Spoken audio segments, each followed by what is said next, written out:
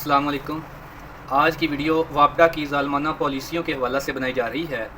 इस दफ़ा जिन इलाका की रीडिंग ईद के बाद होनी थी, वापडा वालों ने ईद की छुट्टियों की वजह से उनकी रीडिंग ईद से पहले की और सफ़ेदपोश और मज़दूर लोगों ने अपने मीटर 190 से 200 यूनिट के करीब बंद किए हुए थे। वो तो बेचारे पंखा और फ्रिज चलाने से भी कासर थे, ताकि 200 यूनिट क्रॉस करने पर जो 6 माह तक की डबल रीडिंग की सज़ा भुगतनी पड़ती है उससे बचा जा सके।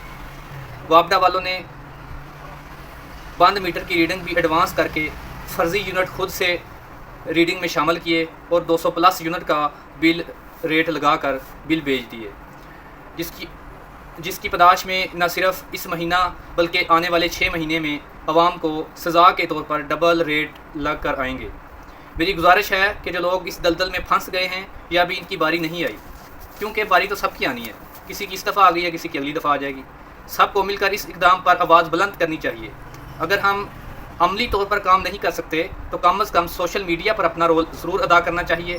सब लोग इस ज़ालमाना पॉलिसी के ख़िलाफ़ वीडियो को ज़्यादा से ज़्यादा शेयर करें और हमारी हुकूमत से दरख्वास्त है कि सफ़ेदपोश लोग जिनकी उजरत ही महदूद है और इनके बिलों में खुद साख्ता रीडिंग वापस ली जाए और इस ज़ालमाना पॉलिसी को ख़त्म किया जाए जो 6 माह तक डबल रेट अदा करना पड़ता है।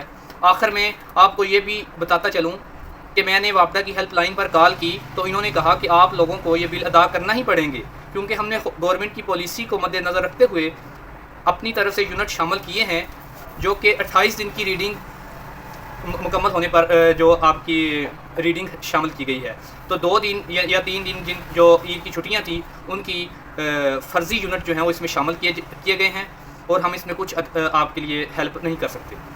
तो आप अंदाज़ा करें कि अवाम की खाल भी उतारी जा रही है और लोगों को आवाज़ बुलंद भी नहीं करने दिया जा रहा, उनकी आवाज़ को दबा दिया जाता है।